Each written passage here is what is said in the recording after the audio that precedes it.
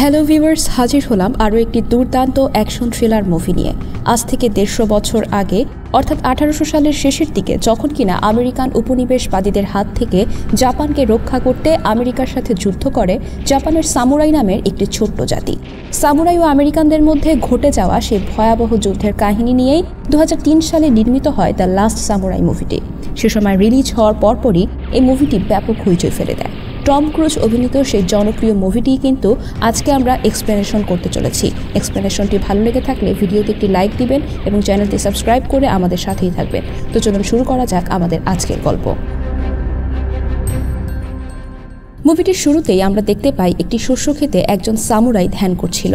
তো সামুরাইরা হচ্ছে জাপানের সেই সকল প্রাচীন যোদ্ধা যারা কিনা যুগ যুগ ধরে অসীম সাহসিকতা ও ফাইটিং স্কিল দিয়ে সেই সময় জাপানকে বহিঃশত্রুর হাত থেকে রক্ষা করে আসছিল।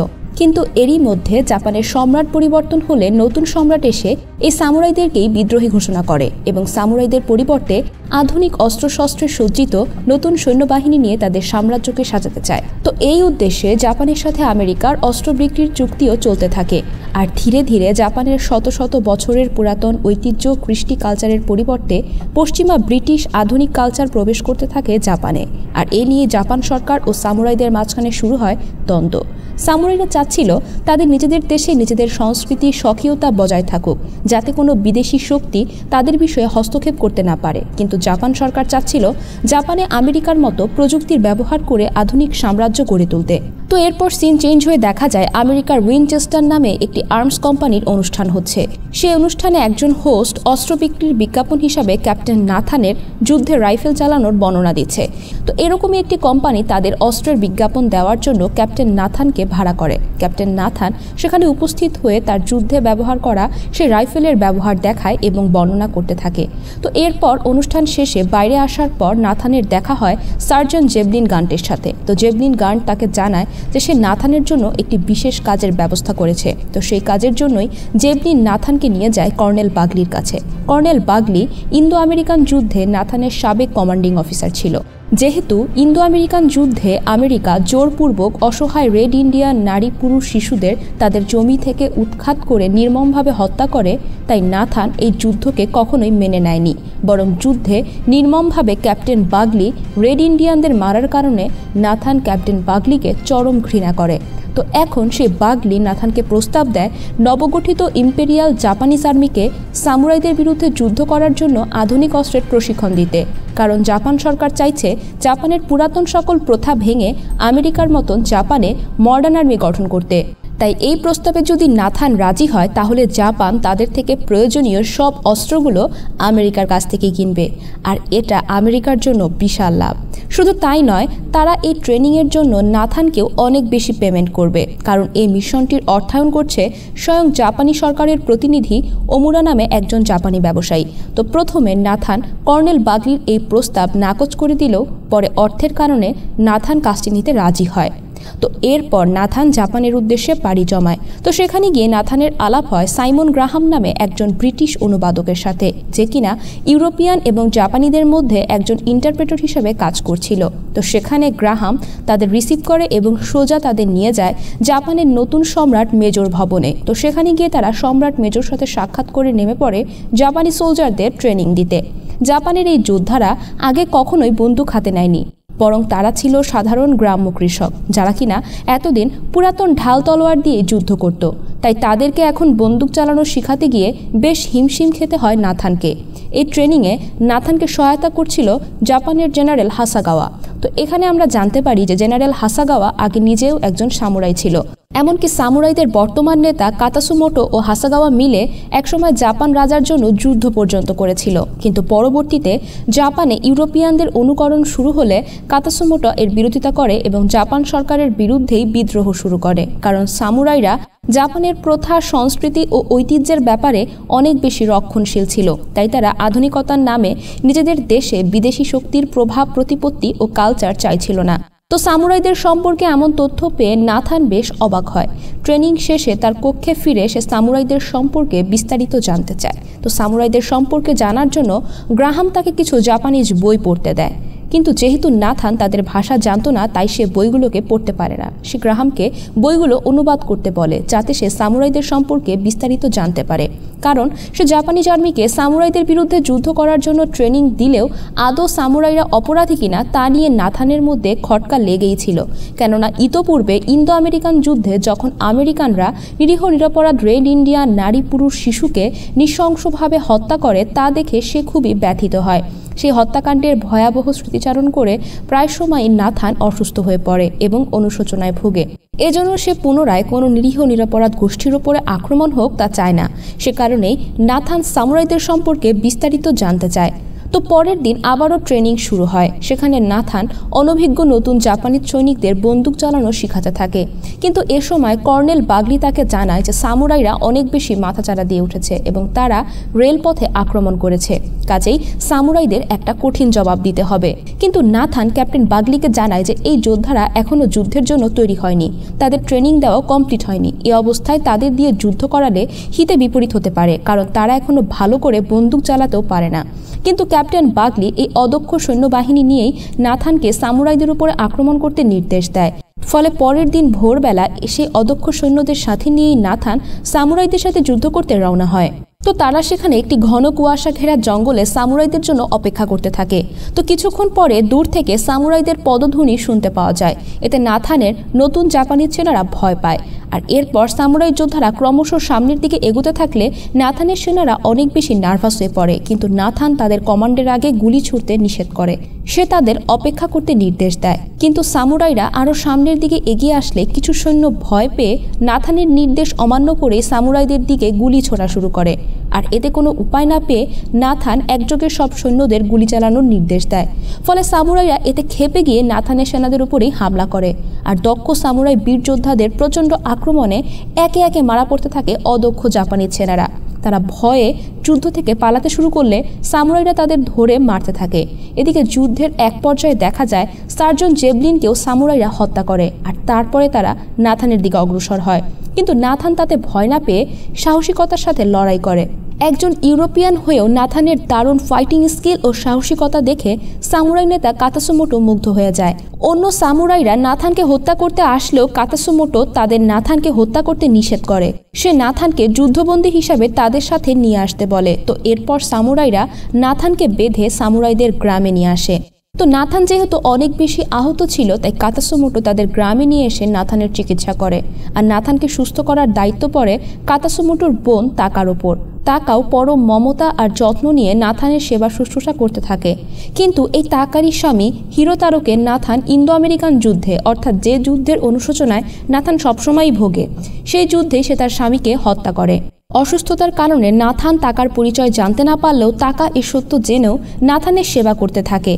তো তাকার সেবায় নাথান কিছুটা সুস্থ হয়ে উঠলে নাথানের প্রতি সামুরাইদের এমন যত্ন আর সেবা দেখে সে অনেক অবাক হয়। কেননা এতদিন সে যে বর্বর সামুরাইদের সম্পর্কে শুনে এসেছিল, বাস্তবে তা একেবারেই উল্টো। কারণ সামুরাইরা নাথানকে যুদ্ধবন্দী হিসাবে নিয়ে আসলেও তাকে কষ্ট না দিয়ে বরং সেবা করে তাকে সুস্থ করে তুলেছে। এদিকে অন্য সামুরাইরা বুঝতে পারে না যে তাদের নেতা কাতাসুমোটো ঠিক কী উদ্দেশ্যে এই আমেরিকান ক্যাপ্টেনকে বন্দি করে নিয়ে এসেছে এবং তাকে বাঁচিয়ে রেখেছে। তো তাদেরকে কাতাসুমোটো বলে যে শত্রুর বিরুদ্ধে লড়াই করার জন্য আগে শত্রুকে কাছ থেকে পর্যবেক্ষণ করতে হয়। তাই সে নাথানকে ধরে এনেছে যাতে জাপানি সরকার তাদের বিরুদ্ধে কি ষড়যন্ত্র করছে তা তারা বুঝতে পারে। এদিকে নাথান একটু সুস্থ হয়ে উঠলে সে কৌতূহলী হয়ে সামুরাইদের গ্রাম জীবনযাপন দেখতে বের হয়ে পড়ে। সেখানে সে একজন যুদ্ধবন্দী হওয়ার পরও তাকে স্বাধীনভাবে হাঁটাচলা করতে দেওয়া হয়। সামুরাইরা পরম আন্তরিকতার সাথে তাকে আপ্যায়ন করে। তো এরপর সে ধীরে ধীরে সামুরাইদের উন্নত জীবনধারা, ফিলোসফি, একতা, আধ্যাত্মিকতা দেখে সামুরাইদের সম্পর্কে তার মনোভাব পাল্টে যেতে থাকে। সে ঘুরে ঘুরে সামুরাইদের কৃষ্টি, কালচার, সভ্যতা, স্থাপনা দেখতে থাকে। সামুরাইদের অদ্ভুত ট্রেনিং, যুদ্ধকৌশল দেখে সে অভিভূত হয়। কিন্তু সামুরাইরা তাকে হাতের কাছে পেয়েও হত্যা করলো না কেন, আর তারা তার কাছে কি চায় সেটা জানতে নাথান সামুরাইদের নেতা কাতাসুমোটোর সাথে দেখা করে।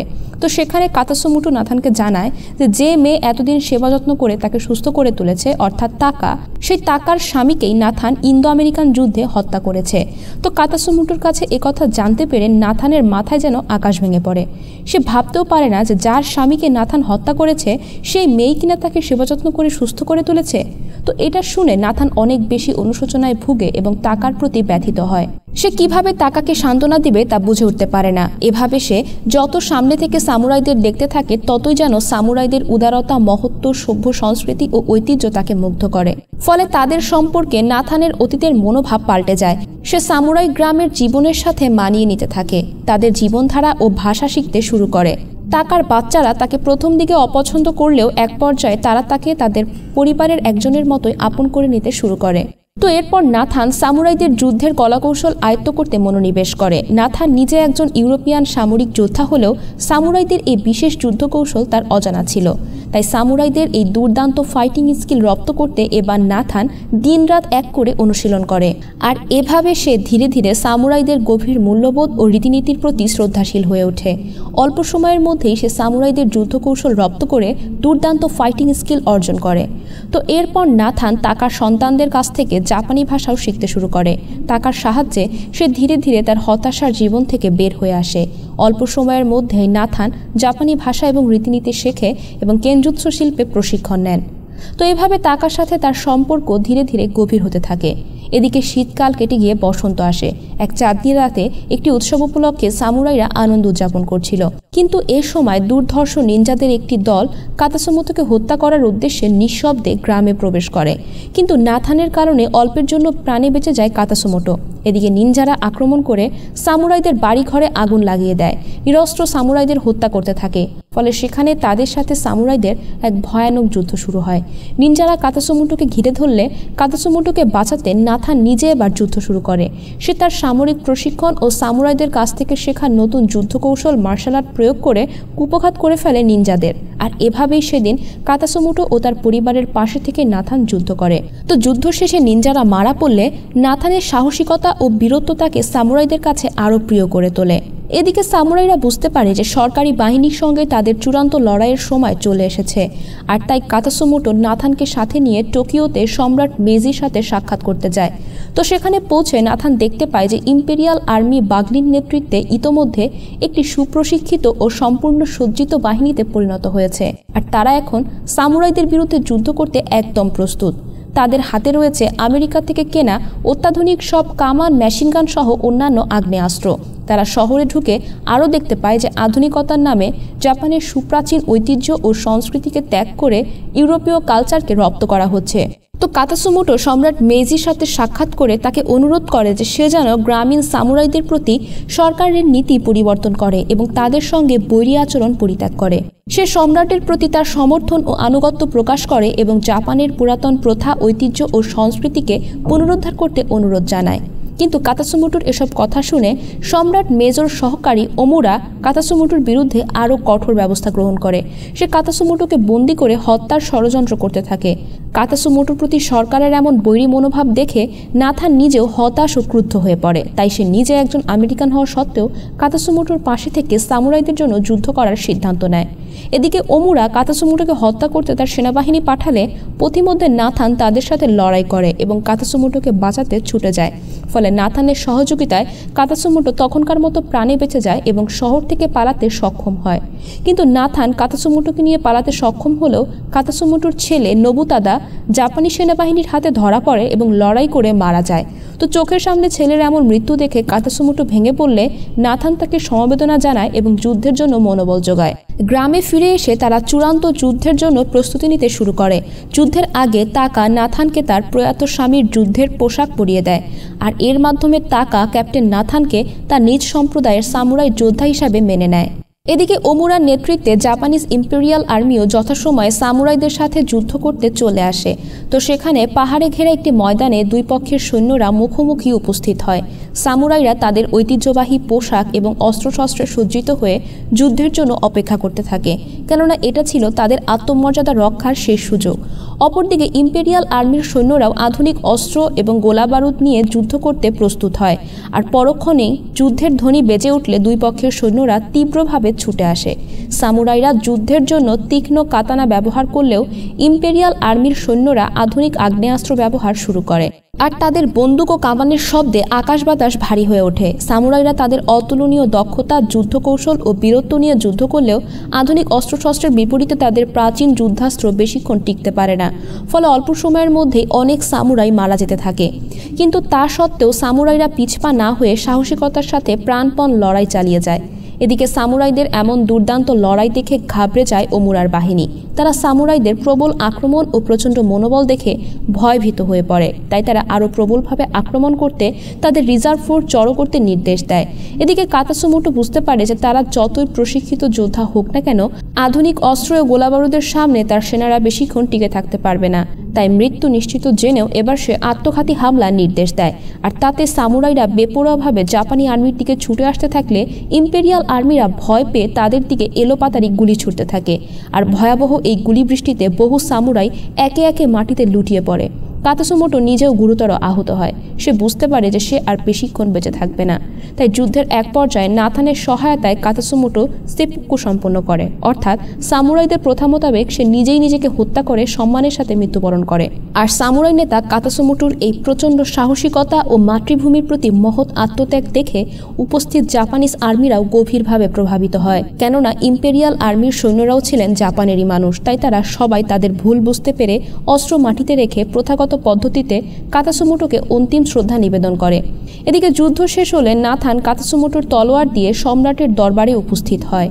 জাপানের ঐতিহ্যকে রক্ষার জন্য কাতাসুমোটোর আত্মত্যাগের কথা তুলে ধরে, আর সম্রাটও তখন কাতাসুমোটোর এই মহান আত্মত্যাগের দ্বারা প্রভাবিত হয়ে বিদেশি কোম্পানির সাথে সব অর্থনৈতিক চুক্তি ও আধুনিকরণ নীতি বাতিল করে দেন, আর তার সহকারী ওমুরাকে, অর্থাৎ যে ছিল এই মুভির মূল ভিলেন, তাকে পদচ্যুত করে বের করে দেয় এবং তার সমস্ত সম্পদ বাজেয়াপ্ত করে দেয়। আর এভাবেই জাপানিরা কাতাসুমোটোর জীবন উৎসর্গের বিনিময়ে তাদের সংস্কৃতি ও ঐতিহ্যকে পুনরুদ্ধার করতে সক্ষম হয়। সামুরাইরা তাদের আত্মমর্যাদা রক্ষার জন্য জীবনকে উৎসর্গ করে। তো এরপর নাথান তার নিজ দেশে না ফিরে গিয়ে সামুরাইদের গ্রামে তাকা ও তার সন্তানদের কাছেই ফিরে আসে এবং এখানেই মুভিটি শেষ হয়। তো ভিউয়ার্স, কেমন লাগলো আপনাদের কাছে এই মুভির গল্পটি? সামুরাইদের মতো আমরাও যেন আমাদের মাতৃভূমিকে সমস্ত অপশক্তির হাত থেকে রক্ষা করতে পারি, সেই কামনা নিয়েই আজকে বিদায় নিচ্ছি। ভিডিওটি ভালো লেগে থাকলে একটি লাইক দিয়ে আমাদের উৎসাহিত করবেন। ধন্যবাদ।